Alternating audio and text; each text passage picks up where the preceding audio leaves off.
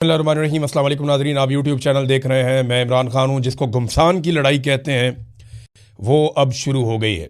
Donald Trump ने एक ऐसा हुक्मनामा दिया है जिसके बाद सूरत हाल मशरिक़ वस्ता की बहुत ज़्यादा ख़राब हो जाएगी, क्योंकि ईरान ने पहले बताया था कि जो हमारे साथ किया जाएगा वही पूरे खित्ते में होगा। ईरान ने कहा था कि अगर हमारी एनर्जी की साइट्स को तबाह किया गया, या हमारी रिफाइनरीज़ को नुकसान पहुँचाया गया, या हमारी उन फैसिलिटीज़ को जिनके ज़रिए से हम तेल निकालते हैं और पहुँचाते हैं उनको तबाह किया गया, तो बाकी खित्ते का भी कुछ नहीं बचेगा। अब ये ईरान ने पहले कह दिया था। अब इस वक्त जो खबर आ रही है वो बड़ी खौफनाक है। डोनाल्ड ट्रंप का पहले अनाउंसमेंट मैं आपको पढ़ के सुना देता हूं। ट्रंप ने कहा कि कुछ देर पहले मेरी हदायत पर अमेरिका की सेंट्रल कमांड ने मशरिक़ वस्ता की तारीखी ताकतवर तरीन बमबारी की कार्रवाइयों में से एक को अंजाम दिया है। यानी सादा बात यह है कि डोनाल्ड ट्रंप ने कहा कि मिडल ईस्ट की तारीख में कभी इतनी खौफनाक बमबारी नहीं हुई जितनी खौफनाक बमबारी अभी मेरे हुक्म पे अमरीकी फ़ौज ने की है। ईरान का एक जजीरा जो है वो ताज कहलाता है, यानी ये बड़ा ख़ास जजीरा है ईरान का। मैं इसके बारे में आपको थोड़ा सा बताता हूँ। जजीरा खर्क इसका नाम है, और ये आबनाए हुर्मुज़ से तकरीबन कोई 300 मील के फासले पर है। यानी अगर आप पर्शियन गल्फ देखें ना, तो जहाँ पे आबनाए हुर्मुज़ है उससे अगर आप पाकिस्तान के अपोजिट साइड पे जाएं, दूसरे ममालिक जहाँ पे सऊदी अरब है, यूएई है, ओमान है, ऊपर जाके कतर है, इस तरफ अगर आप जाएं तो आपको यहाँ पे ये जजीरा मिलता है। ये जजीरा खर्क अगर आप नक्शे के अंदर देखें तो ये आपको इस जगह पे दिखाई दे रहा है। ये 300 मील दूर है आबनाए हुर्मुज़ से, और ईरान की जो मेन लैंड है, जो ईरान की मेन सरजमीन है, वहाँ से ये लगभग समुद्री रास्ते से 25 किलोमीटर के फासले पर है। और ये जजीरा तो छोटा सा है, 20 मुरब्बा किलोमीटर इसका जो टोटल रकबा है, यानी इतना बड़ा जजीरा नहीं है, लेकिन ये ईरान के लिए बहुत इंपॉर्टेंट है। मुख्तलिफ आलमी रिपोर्टों के मुताबिक ईरान की ये वो फैसिलिटी है जहाँ से वो पूरी दुनिया को पेट्रोल भिजवाता है। जब भी वो पेट्रोल एक्सपोर्ट करते हैं, जहाँ भी जाता है उनके शिप यहाँ से जाते हैं, वो यहीं से फैसिलिटेट करते हैं। और कुछ अंदाज़ों के मुताबिक ईरान का 80 से 90% तक पेट्रोल, कुछ रिपोर्टें कहती हैं कि 80% और कुछ कहती हैं कि 90%, वो यहाँ से जाता है। तो ईरान की जो आमदन है उसका ज़्यादा इन्हिसार भी पेट्रोल के ऊपर है। और अगर यहाँ पे चोट लगाई है अमेरिका ने, तो वो रिस्क ले लिया है, जिसके बाद एक बड़ी खौफनाक सूरत हाल पैदा हो सकती है। ये अमेरिका के B-2 बॉम्बर्स हैं जो रवाना हुए थे। इनके 2 मिशन बताए गए थे, और डोनाल्ड ट्रंप ने जब अनाउंस किया तो डोनाल्ड ट्रंप ने बताया कि जनाब मैंने ये कर दिया है, लेकिन साथ ही उसने कहा कि मैंने ऑयल के इंफ्रास्ट्रक्चर को अभी तबाह नहीं किया। लेकिन जब रिपोर्ट आएगी तो पता चलेगा इन्होंने कितनी तबाही की है और किस नौइयत की तबाही की है। और इन्होंने ये भी कहा डोनाल्ड ट्रंप ने कि मेरे हथियार बड़े शानदार हैं, मेरी फ़ौज बड़ी शानदार है, मैंने बहुत ज़्यादा फ़ौज को सपोर्ट किया है, बहुत ज़्यादा फ़ौज को मुनज़्ज़म किया है। ईरान के पास ऐसी कोई सलाहियत नहीं है जिससे वो हमसे बच सकें। अब ईरान को वो कह रहे हैं हम इतना तबाह करेंगे कि वो दुनिया को धमका नहीं सकेगा। ख़ासतौर पर मशरिक़ वस्ता की बात कर रहे हैं। देखिए डोनाल्ड ट्रंप ने अपने आप को गुज़िश्ता चंद दिनों में, ये मैं वैसे ही आपको बता रहा हूँ एक इन्फॉर्मेशन, कि डोनाल्ड ट्रंप ने अपने आप को इसराइल से थोड़ा सा अलग किया है गुज़िश्ता चंद दिनों में। पहले डोनाल्ड ट्रंप अपने हर स्टेटमेंट के अंदर इसराइल का तस्करा करता था, अपने हर स्टेटमेंट के अंदर नेतन्याहू की बात करता था, अपनी दोस्ती की बात करता था, अपने दोस्तों की बात करता था, इसराइल के साथ ताल्लुक़ की बात करता था, इसराइल की हिफाजत की बात करता था। लेकिन अब डोनाल्ड ट्रंप ये बात नहीं कर रहा, बल्कि एक इंटरव्यू में डोनाल्ड ट्रंप ने यहाँ तक कहा कि इसराइल एक अलग मुल्क है, उसकी अपनी एक अलग पॉलिसी है, और हम एक अलग मुल्क है, हमारी अपनी एक अलग पॉलिसी है। और ये कहने के पीछे जो डोनाल्ड ट्रंप की मजबूरी है वो ये है कि डोनाल्ड ट्रंप पे ये एलिगेशन लग गया अमेरिका में कि ये लड़ाई तो इसराइल की लड़ाई थी। अमेरिका ने इस लड़ाई को किस खुशी में लड़ा है, और अमेरिका अपने फौजियों की कुर्बानियां इस लड़ाई में किस खुशी में दे रहा है। अगर ईरान से खतरा था तो इसराइल को था, अमेरिका को तो नहीं था। तो अमेरिका क्यों ये कुर्बानी दे रहा है? अब अमेरिका जो है वो मशरिक़ वस्ता का नाम लेता है, खलीजी ममालिक का नाम लेता है, आलमी मंडियों का नाम लेता है, आबनाए हुर्मुज़ का नाम लेता है। बल्कि शुरू में वो इसराइल का नाम लेता था, अब वो नहीं लेता। अब ये जो अटैक किया गया है, इसके बाद ईरान का रद्द-ए-अमल बड़ा खौफनाक होगा। क्योंकि देखें, ईरान ने अभी तक जिस जिस रद्द-ए-अमल का कहा उन्होंने वो रद्द-ए-अमल दिया। ईरान ने कहा कि अगर आप हमारी जो जो चीज़ आप जैसे जैसे तबाह करेंगे, अगर आप हमारा तवानाई का इंफ्रास्ट्रक्चर तबाह कर देंगे और बिजली बंद कर देंगे पूरे ईरान की, तो हम पूरे मशरिक़ वस्ता की बिजली बंद कर देंगे। ये ईरान ने कहा था, धमकी लगाई थी, और उसके बाद अमेरिका ने वो नहीं किया। ईरान ने कहा कि अगर आप हम पे अटैक करेंगे तो हम आपके अमरीकी अड्डों पे अटैक करेंगे, उसने किया। ईरान ने कहा आप हमारे मालियाती इदारों पे अटैक करेंगे, हम आपके करेंगे, उसने वो किया। ईरान ने कहा कि अगर आप ये चीज़ें करेंगे तो हम आप नए हुर्मुज़ को बंद कर देंगे, उसने बंद किया। ईरान ने कहा कि अगर आप ईरान के एटमी साइट्स के ऊपर या बाकी जो मिसाइल साइट्स हैं उनके ऊपर अटैक करेंगे और सिविलियंस को निशाना बनाएंगे तो हम इसराइल की ईंट से ईंट बजाएंगे, और उसने ये करके दिखाया। आज के दिन में जो इसराइल से मनाजिर आए हैं वो इससे पहले नहीं आए। बड़ा ही खौफनाक अटैक किया ईरान ने। ये क्लस्टर बम थे और उसके अलावा बैलिस्टिक बम थे। ईरान ने तिल अबीब ऐसा लग रहा था कि हर तरफ बम गिर रहे हैं, जगह जगह आग लगी हुई थी, जगह जगह धमाके हो रहे थे। और अब जो इत्तलात आ रही हैं वो ये हैं कि वो जो बंकर्स बनाए हुए हैं इसराइल ने, वो भी इन मिसाइलों और बमों से उतने महफूज नहीं हैं जितने समझे जा रहे थे, और इसराइल के अंदर चंद अहम लोगों के मरने की इत्तलात भी आ रही हैं। अब ये सिचुएशन है। डोनाल्ड ट्रंप ने बड़ा खौफनाक अनाउंसमेंट किया है और बाकायदा वो उसके ऊपर एक पोस्ट करके दुनिया को बता भी दिया कि मैंने ये काम कर दिया है। अब इसका रद्द-ए-अमल ईरान की जानिब से क्या आता है? अगर ये रद्द-ए-अमल उसी तरह आया जैसे ईरान ने कहा था तो याद रखिएगा कि पेट्रोलियम मसनूआत की कीमतें बहुत ऊपर जाएंगी और पूरी दुनिया के लिए एक लंबे अरसे के लिए मुसीबत खड़ी हो जाएगी, और ये डोनाल्ड ट्रंप के शौक में हो जाएगी जिन्हें पाकिस्तान अमन का नोबल इनाम देना चाहता है।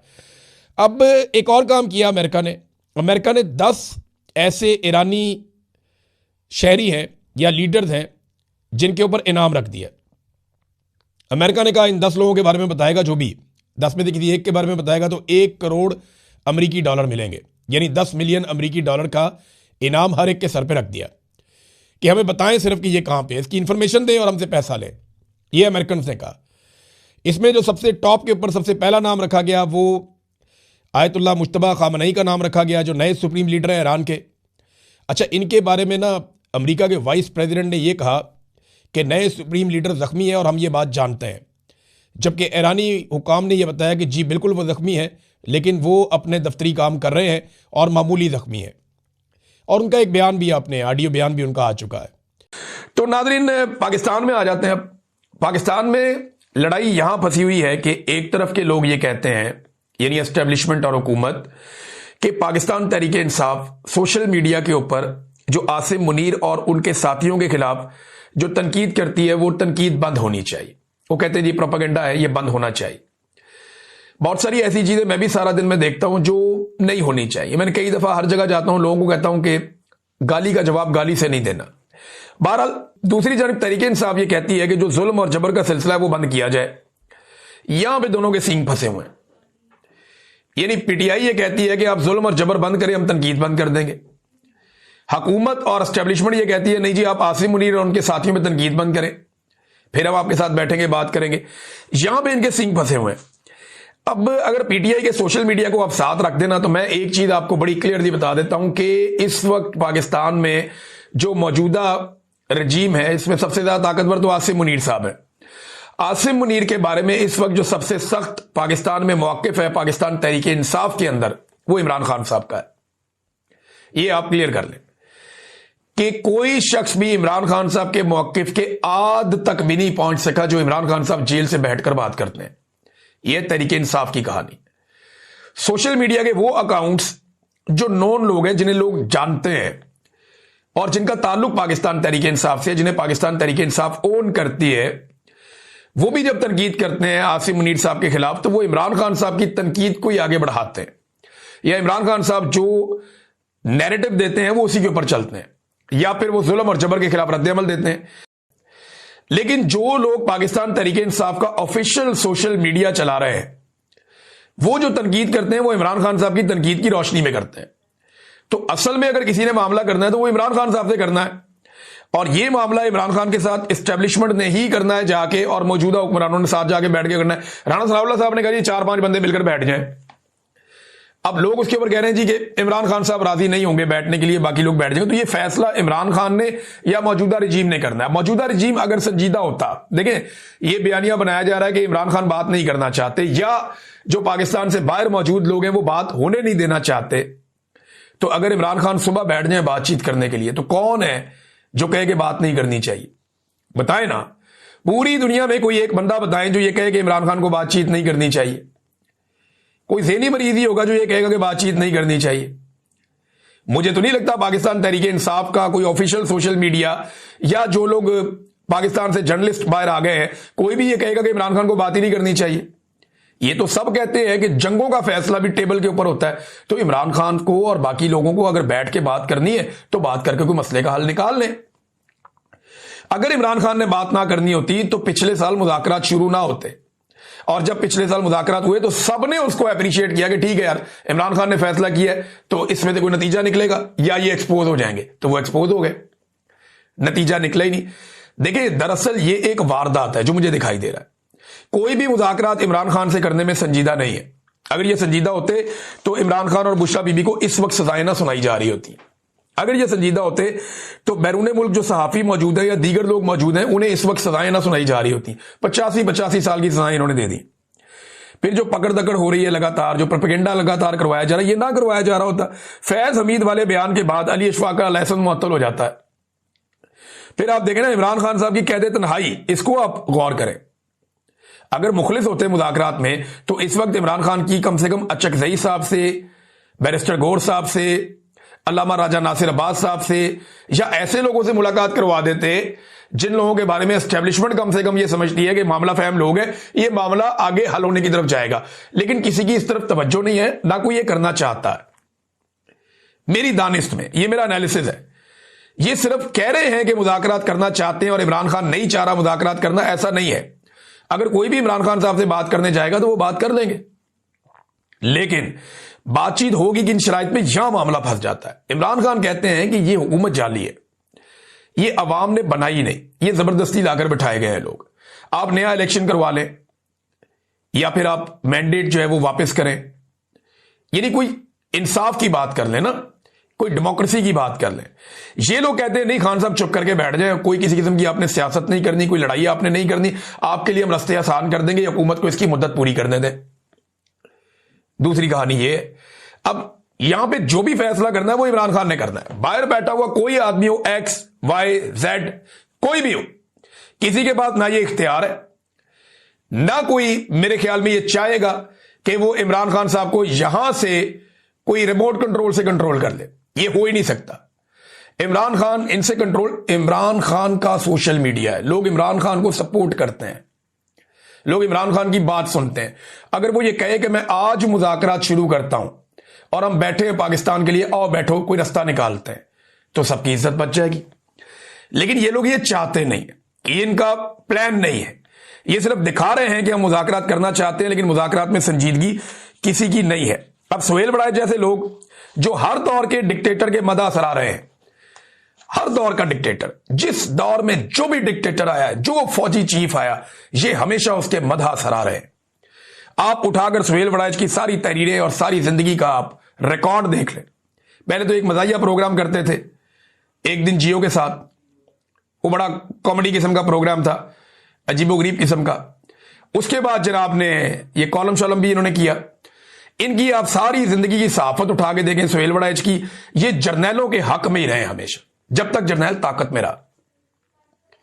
ये ऐसे वारदाती हैं इस तरह के लोग, ये जब भी देखते हैं ना कि अब ये जर्नैल का बुरा वक्त आ गया या इस जर्नैल को अब गुड बाय करने का वक्त आ गया, तो ये कुछ थोड़ा बहुत उसके खिलाफ खड़े होकर इनकलाबी बन जाते हैं।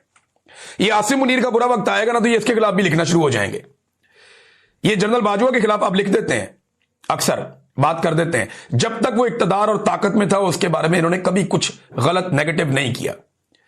ये वक्ती तौर पे इनकलाबी बनते हैं फॉर द टाइम बीइंग, और वो इसलिए बनते हैं कि अब इन्हें पता होता है कि ये वाला डिक्टेटर या ये वाला जर्नैल जाने वाला है, इसके खिलाफ थोड़ा बहुत बोल देते हैं।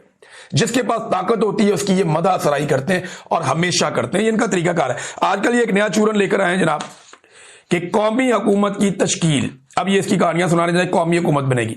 कौमी हुकूमत का मतलब है पीटीआई, पीपल्स पार्टी, नून लीग, सारों को इकट्ठा करके हुकूमत बना दो, और वहां पे कह रहे आईनी तरामीम होंगी और उसको लंबा कर दिया जाएगा, उसके अंदर बहुत सारी इस्लाहात होंगी। जब कौमी हुकूमत की तश्कील होती है ना, तो ये बड़ाइच साहब जैसे लोग, क्योंकि इनके तजिए अक्सर गलत ही होते हैं, इन्होंने तजिया दिया, या तो इन्हें फौज को ही खबर दे देना अंदर से, या बता दे कि जनाब ये वाली खबर है और ये हम करने लगे हैं, तो वो खबर इनकी ठीक हो जाती है। अदरवाइज तजिए सारे इनके गलत ही होते हैं। ये तो इमरान खान को इलेक्शन बुरी तरह हरवा रहे थे 2024 के इंतखाबात में। ये तो कह रहे थे बचेगा कोई नहीं, ये हो जाएगा, वो हो जाएगा, जमीन